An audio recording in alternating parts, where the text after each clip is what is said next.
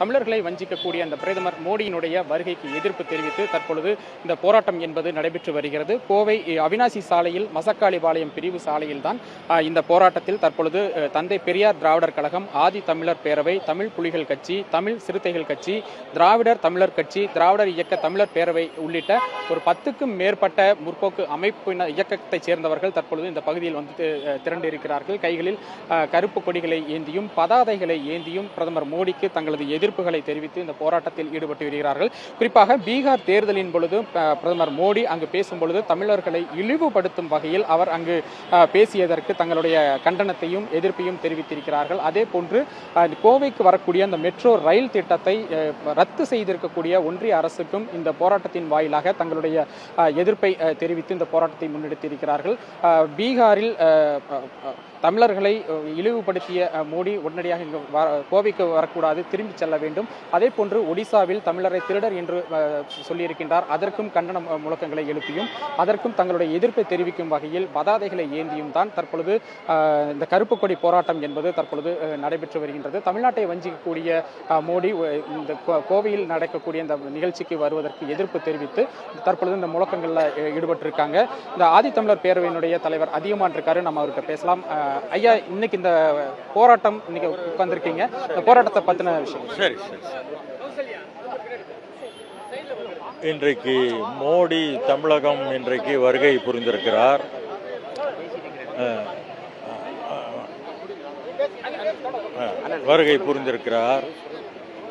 இவர் கடந்த பீகாரில் நடைபெற்ற தேர்தலில் இங்கே பீகாரிகள் எல்லாம் தமிழர்களால் அடித்து நொறுக்கப்படுகிறார்கள் என்ற தவறான ஜம்மு காலத்தில் வடிகட்டிய ஒரு பொய்யை அவர் அந்த பிரச்சாரத்தில் அங்கே பேசியிருக்கிறார். இதை தமிழர்களாகிய நாங்கள் வன்மையாக கண்டிக்கிறோம்.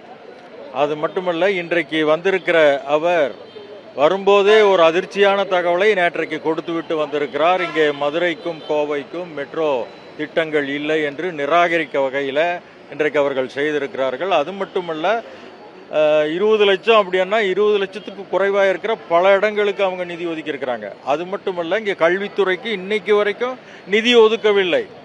அதே போல ஒரிசாவில் பேசிய அமித்ஷா அவர்கள் இன்னும் என்ன சொல்றார், தமிழ்நாட்டு இந்த சாவி, அந்த ஒரிசாவினுடைய முக்கியமான கோயிலினுடைய சாவி ஒரு தமிழர் இடத்துல இருக்கிறது என்கிற ஒரு தவறான செய்தியை மீண்டும் அவர் பதிஞ்சிருக்கிறார்.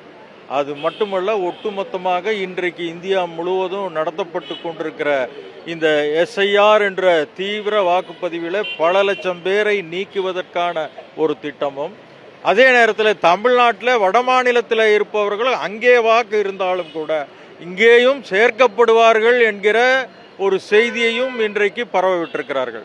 ஆக ஒட்டுமொத்தமாக தமிழ் மக்களுக்கு ஓரவஞ்சனை செய்கிற மோடி தமிழகத்திற்கு வருவதை நாங்கள் கடுமையாக எதிர்க்கிறோம். சாதாரணமான விஷயம் இல்லை, எல்லா விஷயத்திலும் ஓரவஞ்சனை செய்து கொண்டிருக்கிறார்கள். எந்த புதிய திட்டமும் இல்லை. இன்றைக்கு வரைக்கும் எய்ம்ஸ் என்று சொல்லக்கூடிய மதுரையில் ஒரு கட்டிடம் இன்னைக்கு வரைக்கும் வரல. அதற்கு பிறகு தொடங்கப்பட்ட 5-6 எய்ம்ஸ்கள் வந்து விட்டன. ஆனால் இதுவரைக்கும் மதுரைக்கு வரவே இல்லை. இப்படி தொடர்ந்து தமிழ்நாட்டை வஞ்சிக்கிற மோடியை இங்கே நாங்கள் வன்மையாக கண்டிக்கிறோம். அவர்களை திரும்பி போ என்று நாங்கள் முழக்கமிடுகிறோம். ஐயா, இப்போ இன்னைக்கு பார்த்தீங்கன்னா கோவை வரக்கூடிய பிரதமரை கண்டித்து இன்னைக்கு காலையிலோட விவசாயிகள் சங்கம் ஒரு பக்கம் போராட்டம் பண்ணாங்க. இது மாதிரி அமைப்புகளும் நீங்களும் தொடர்ச்சியாக பண்ணிட்டு இருக்கீங்க. ஆனாலும் அவர் வந்து இந்த இயற்கை வேளாண் மாநாட்டை தொடங்கி வைக்க வர்றாரு. உங்களோட எதிர்ப்பு என்னவா? கண்டிப்பா மோடி பதவியேற்ற காலத்திலிருந்து தமிழ்நாட்டை மாற்றாந்தாய் மனப்பான்மையோடையே அணுகி வர்றாரு. தொடர்ந்து தமிழ்நாட்டுக்கு வர வேண்டிய நிதிகளை எல்லாம் மறுத்தாரு. அதோட நேற்றைய தினம் கோவைக்கு மெட்ரோ ரயில் வரும்னு இவங்க தான் ஒவ்வொரு பாராளுமன்ற தேர்தலின் போதும் வந்து பிரச்சாரம் பண்ணாங்க. அதை ஒட்டி திட்ட அறிக்கைகள் தரப்பட்டது. மாநில அரசு தம் பங்குக்கு பணம் தருவதாக ஒத்துக்கிச்சு. நிலங்களை கூட ஆர்ஜனம் பண்ணி கொடுத்துட்டாங்க. இந்த அளவுக்கு இருக்கக்கூடிய நிலையில் திடீரென்று 20 லட்சம் பேர் இல்லை என்று ஒரு பொய்யான தகவலை சொல்லி 20 லட்சம் பேர் இல்லை என்பது பொய். 2011 11 லட்சம் பேர் இருக்காங்கங்கிறது உறுதியாக இருக்குது. இந்த 15 லட்சம் பேர் இருக்காங்கிறது இன்னைக்கு புதுசாக மக்கள் தொகை கணக்கு எடுக்கலை, ஆனால் பொய்யா சொல்லி இதை மறுத்திருக்கிறாங்க. அதோட பீகாரில் போய் தமிழர்களை தமிழ்நாட்டில் பீகார் மக்கள் தாக்கப்படுறாங்கன்னு பொய்யா பிரச்சாரம் பண்ணி தமிழர்கள் மீது பதில் செலுத்தினார். ஒரிசாவில் போய் தமிழர்கள் ஜெகநாதர் கோயிலுடைய சாவி பெட்டக சாவி தமிழ்நாட்டுக்கு திருடிட்டு போயிட்டாங்கன்னு பொய்யா சொன்னார்.